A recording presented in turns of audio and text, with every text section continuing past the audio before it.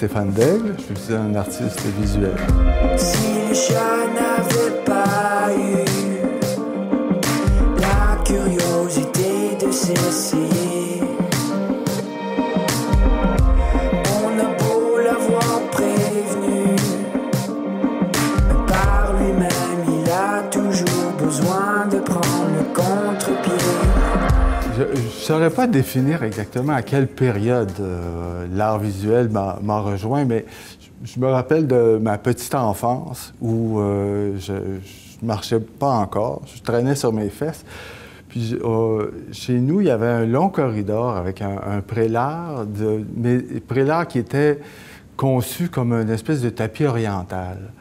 Puis moi, je me promenais sur mes fesses là-dessus à toute vitesse. Puis c'est resté, je sais pas, il est resté comme une image très floue, là, parce que quand même, c'est loin dans l'enfance.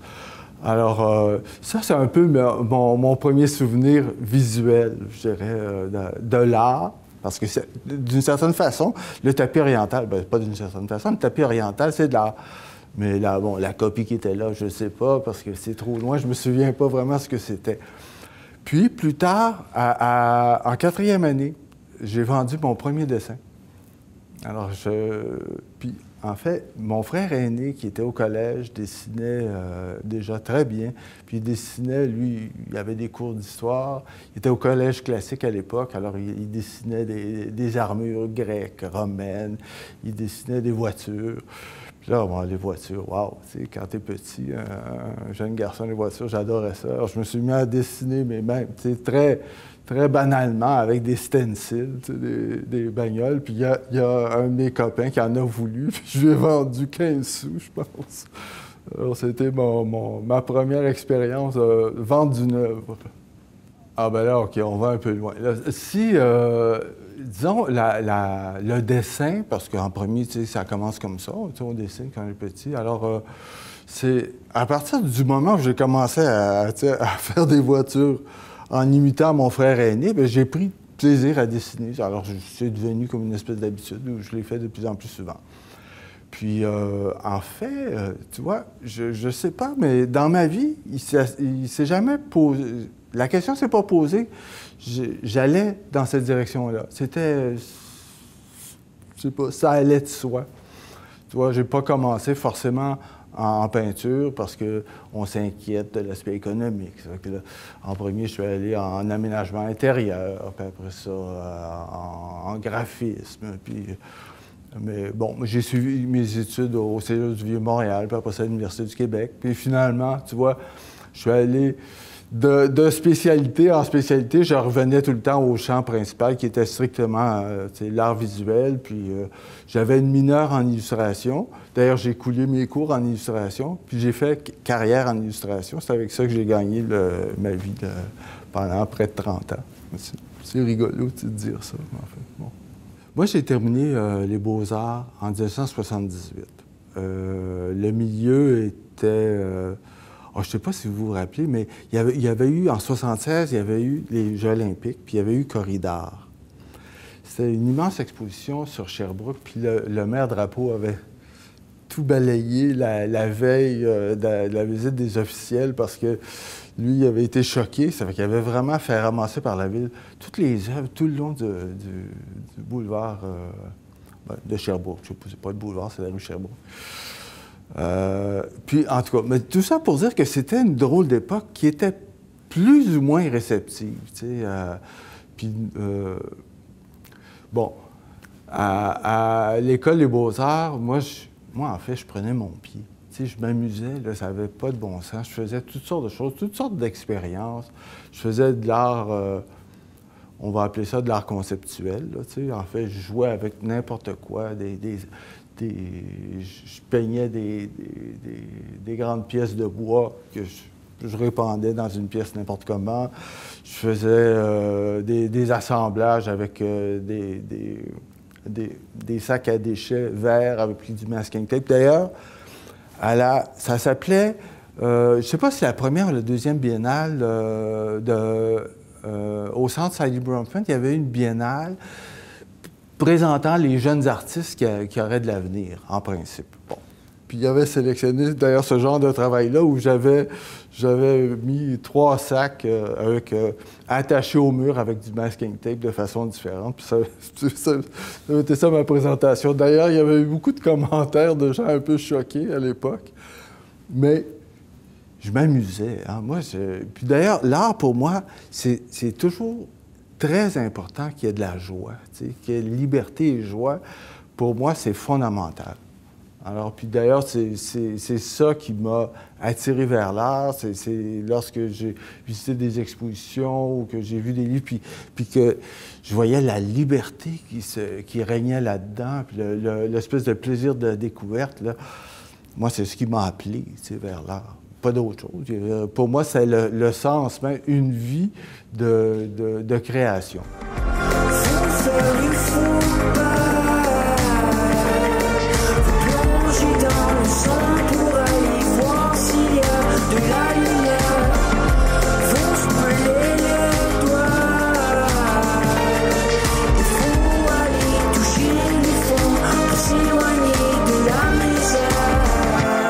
Alors, au sortir de l'école, c'est à l'École des Beaux-Arts, mais c'est l'Université du Québec. Tu vois, c'était un petit peu entre les deux avant qu'ils construisent le nouveau campus. Alors, là, je sors de l'école. Il n'y a pas tellement de lieux de diffusion. Il y a 2, 3 lieux de dites galeries parallèles, mais bon, j'étais plus ou moins à l'aise. Je trouvais que ça prenait tellement de discours pour justifier son travail. Puis moi, en fait, ça me semblait pas compliqué. Je m'amusais. T'sais. Pour moi, c'était le jeu qui était le sens même de mon travail. Puis, je ne maîtrisais pas, mon Dieu Seigneur, l'enseignement de la langue française était déjà bien déficient à ce moment-là. Je ne maîtrisais pas suffisamment la langue ou l'écriture, puis j'étais gêné d'écrire même un texte puis qui serait plein de fautes. Alors, j'étais embêté de présenter mes choses puis de justifier avec un texte qui serait rempli de fautes d'orthographe. Alors, j'ai fait quelques expositions un peu par-ci par-là, mais je rencontrais pas, c'était difficile en dehors du milieu de rencontrer l'adhésion des gens, ça leur semblait complètement, je collais là, encore des trucs sur les murs, là, c'était pas forcément des sacs de poubelle, mais c'était des acétates colorés avec des rubans de couleur, puis bon, je m'amusais bien, mais moi, je sortais, j'avais pas de revenus, j'avais des études à payer, tout ça.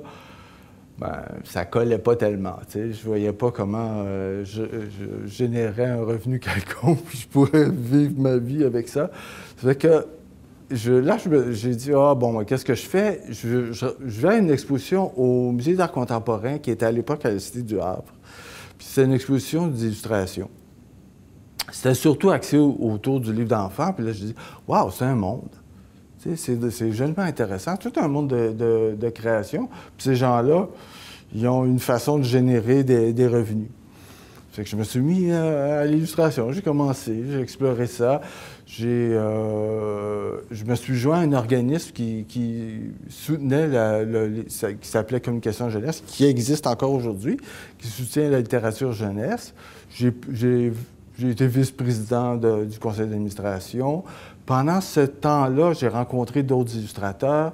Là, on a commencé à parler. Puis l'idée de fonder l'Association des illustrateurs et illustratrices du Québec, qui est aujourd'hui, qui s'appelle l'Illustration Québec, à l'époque, est venue.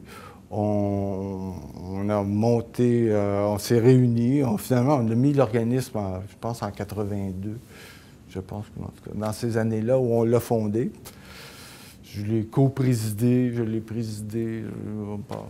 Puis pendant ce temps-là, j'ai commencé à travailler avec des Italo-Montréalais qui faisaient un magazine extraordinaire qui s'appelait Vice Versa. C'était un magazine qui appelait à la rencontre des cultures. Ça s'appelait Vice Versa. Le vice intelligent, mais l'idée, c'était un magazine transculturel. Alors, dans ce magazine-là, il y avait des articles en italien, en anglais, en français, Il y avait des gens de ces différents milieux-là qui échangeaient, puis il y avait beaucoup de textes de réflexion philosophique, puis sur la littérature, sur l'art, sur la culture. Puis on était une petite équipe d'illustrateurs qui était avec le directeur artistique qui s'appelle Gianni Caccia. Je pense qu'il se fait appeler Jean aujourd'hui, mais peu importe, là. Qui était un merveilleux graphiste, avec lequel on a fait vraiment... Bien, lui, il a fait des merveilles avec notre travail, mais c'est lui qui nous embauchait. Alors, il y avait des gens comme Daniel Sylvestre, Normand Cousineau, comme Alain Pilon, en tout cas, plus d'autres. Je me souviens plus tout le monde, oui. Attends. Ah, en tout cas, tous les noms. Philippe Béat. En tout cas, beaucoup de gens, là, la jeunesse de ce moment-là, les gens qui faisaient... qui étaient vraiment dans la création visuelle. Puis, alors, ça m'a lancé. J'ai envoyé des images aux États-Unis dans des concours internationaux. Mes images ont été sélectionnées. J'ai commencé à avoir des contrats aux États-Unis. Éventuellement, des agents m'ont appelé, des représentants à New York m'ont appelé, puis ont désiré me représenter. Puis tout ça, ça a déboulé. Ça m'a donné une carrière pendant, je sais pas, une vingtaine d'années à New York, principalement, avec une clientèle principalement américaine. Puis, disons que mes premiers représentants en 2000, 2000, je sais pas, je pense que c'était à peu près autour du 11 septembre, tu sais, ont décidé de fermer boutique. Ils ne croyaient plus en l'avenir de l'illustration. C'est étrange, mais je pense que le couple se séparait. Là, ils m'ont référé à d'autres agents, qui étaient aussi une excellente agence. Bon, on a fonctionné quelque temps, mais bon, moi, j'ai perdu, je pense. J'ai perdu un petit peu le... Parce que les choses revenaient. On me redemandait tout le temps la même chose. Alors, j'avais plus de joie. Alors là, j'ai laissé ça. Puis je me suis mis strictement à faire de la peinture, à faire d'autres choses. Puis de la médiation culturelle, entre autres, à Vaudreuil-Dorion, dans ma région, Vaudreuil-Soulanges. Et en tout cas, avec ma compagne, qui est aussi une artiste visuelle. Alors, nous, on est deux artistes ensemble. La vie n'est pas forcément bien grasse, mais on se débrouille. Puis on fait de la création. Alors, c'est ça. Alors, la peinture, parce qu'on peut imaginer que c'est deux choses un petit peu différentes que de faire de l'illustration puis faire de la peinture. Parce que lorsqu'on fait de l'illustration, on a, en quelque part, il y a un cadre. On est régi par les mots. Par les mots qu'on doit illustrer, par le texte, par l'idée. Si on fait, par exemple, on fait la couverture d'une publication quelconque, bien, ça doit avoir un rapport avec le sujet général ou un sujet particulier. C'est un article. J'ai fait beaucoup de couvertures de livres pour des auteurs internationaux, tu sais, aux États-Unis, là, vraiment... D'ailleurs, c'est ce que j'ai préféré faire, c'est la littérature. C'est illustrer la littérature, illustrer la poésie. Ça m'a toujours parlé énormément. Puis j'ai eu de très belles relations avec des auteurs. J'en ai encore ici, dans la région. Mais j'ai des auteurs à New York à ce moment-là. Puis moi, qu'est-ce que je voulais dire? Oui, OK. Alors, ce que je voulais dire à travers tout ça, c'est que la création... bon, oui, il y a une création qui est peut-être attachée plus spécifiquement au texte, mais moi, lorsque je recevais un texte ou que j'avais une idée, je pensais pas je pensais à me l'approprier. Tu vois, si j'avais la couverture d'un livre à faire, bien, je lisais le livre. Puis il finissait par m'habiter, puis en quelque part, je me mariais un petit peu mon esprit à celui de l'auteur, puis c'est comme ça que j'arrivais à créer une image, tu sais. Ça restait proche de moi. Tu sais, d'ailleurs, souvent, mes compagnons, mes pairs, les illustrateurs me voyaient comme quelqu'un un petit peu marginal parce que je faisais un travail qui était un petit peu différent. Puis, à travers tout ça, dans toutes ces années-là où je faisais des contrats, mais je faisais quand même des tableaux. Parce que c'était important pour moi de rester connecté, puis de l'aventure de la création, tu sais, était intéressante, puis il m'a toujours motivé. J'ai toujours voulu jouer, comme j'ai dit, puis chercher la joie. Alors, j'ai continué à le faire. Alors, je travaillais sur des toiles, l'acrylique sur toile, comme il y en a ici, c'est ce qu'on voit autour de nous. Bon, à l'époque, j'ai travaillé beaucoup sur des toiles qui n'étaient pas montées, par exemple suspendues, ou j'ai tenté toutes sortes d'aventures créatrices. Mais oui, la peinture a toujours fait partie de mon chemin. Là, disons que ça occupe une place beaucoup plus importante parce que mon temps est investi plutôt dans cette direction-là. Quoique je fasse aussi d'autres choses. Je travaille avec le numérique aussi. Je fais des sculptures. Bon, on va appeler ça de l'estampe, mais en fait, ça part du numérique où on imprime des quantités limitées d'images. Alors oui, c'est ça. Alors la création picturale, à partir de ma propre source, ça a toujours été là. Quand j'étais petit, j'étais un enfant qui était plutôt indépendant, même très indépendant. En fait, si les autres enfants autour de moi ne voulaient pas jouer les jeux que je voulais jouer, je m'en allais, je m'en foutais. Je vivais comme sur ma petite planète. Puis, sur ma petite planète, il y avait énormément de livres. Je passais beaucoup de temps à la bibliothèque. Puis les livres, les images dans les livres, ça m'a nourri énormément. Bien, pas juste les images, j'ai lu aussi, là, mais les livres d'images, entre autres. Puis rendu autant au cégep qu'à l'université, mais particulièrement à l'université, je peux dire que je passais plus de 50 de mon temps à la bibliothèque à regarder des livres, à découvrir l'imaginaire incroyable. Je veux dire, comment toutes les cultures humaines, toute la production visuelle de des peuples primitifs un peu partout, mais pas juste les primitifs, mais entre autres, moi, l'art primitif, c'est quelque chose qui me rejoint beaucoup parce que c'est les fondements. On dirait que ça explique clairement la raison de l'art. C'est clair quand tu regardes ça. Puis j'ai une espèce de connexion avec ça qui n'est pas vraiment explicable, c'est juste intuitif. Donc, c'est ça. Les arts, on appelle ça aujourd'hui les arts premiers, c'est quelque chose qui est fondamental dans mon inspiration. Vient après ça la rencontre avec Bordua, Riopelle, que j'ai découvert dans les musées ici, avec Pellan, Alfred Pellan. Quel artiste extraordinaire qu'on oublie, mais avec un imaginaire incroyable. Mais aussi, bon, il n'y a pas que des artistes locaux, là, il y a d'autres artistes qui m'ont parlé beaucoup. J'ai vu, tout à l'heure, je parlais du musée d'art contemporain à la Cité du Havre. Bien, moi, j'ai vu une exposition de Paul Klee, là. Je ne sais pas, c'était peut-être en 68, 69, 70, je ne sais pas. Puis, comme inspiration, Terre des Hommes. Parce que, bon, moi, je suis né en 51. Je ne suis pas tout à fait jeune, mais je veux dire, en 67, j'avais 16 ans. C'était extraordinaire.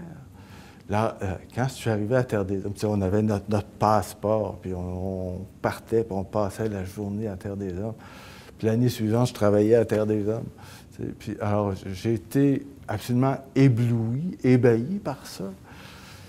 Je sais pas, c'est pas mon premier contact avec la culture, mais c'est évident que c'était un contact très intense avec toutes sortes de cultures. Ça m'a nourri énormément, ça m'a ouvert énormément. OK, je reviens après ça. Je reviens donc, parce que c'est le musée d'art contemporain qui m'a amené à la Cité du Havre, qui m'a amené à Terre des Hommes. Donc, exposition de Paul Klee, qui est un artiste vraiment extraordinaire, avec une imagination débordante,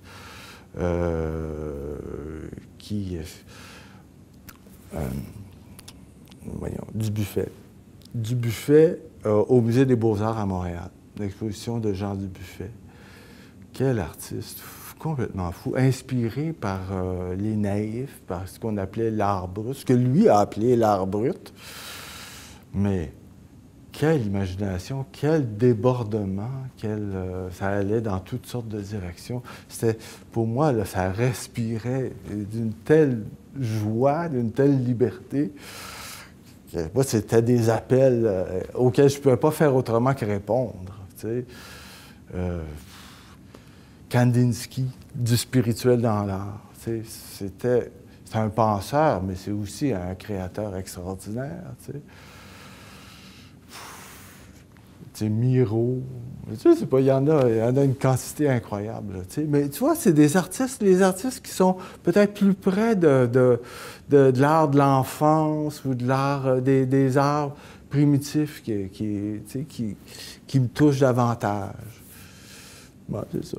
Alors, mais regarde, ça n'arrête pas. J'en découvre encore aujourd'hui. Bon, moi, c'était beaucoup les expositions, les albums. Aujourd'hui, on a l'Internet. Dieu sait qu'il y en a des images. Il y en a des images qui nous parviennent de partout. Donc, on découvre aussi d'autres choses. Je dois avouer que j'en découvre moins que j'en découvrais à l'époque, parce qu'à un moment donné, c'est pas qu'on ait fait le tour au complet, mais bon, on a fait quand même un bon... j'avais fait une bonne tournée de la planète, là. Donc, ouais. Alors, voilà, ça, c'est mes inspirations.